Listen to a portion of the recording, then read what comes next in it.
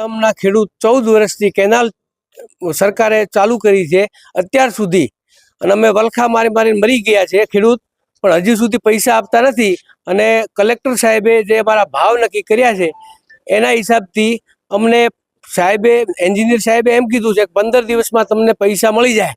એ પૈસા મળે તો સાહેબનો આભાર, અને ન મળે તો અમે ભૂખ હડતાળ ઉપર ઉતરવાના છીએ. અને અત્યારે ફોન આવ્યો કે તમે ભૂખ હડતાળ ઉપર ઉતર્યા તો અમે પોલીસ આવે છે એવા સમાચાર અમને મળ્યા.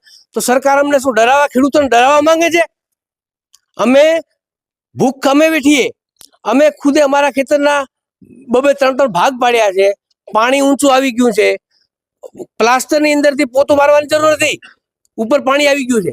તો સરકારનું ધ્યાન કેમ જતું નથી? સરકારને વિચારવું જોઈએ. ખેડૂત છે, ખેડૂત જગતનો તાત છે. તો સરકાર શ્રી ભૂપેન્દ્રભાઈ પટેલને મારી નમ્ર વિનંતી, શંકરભાઈ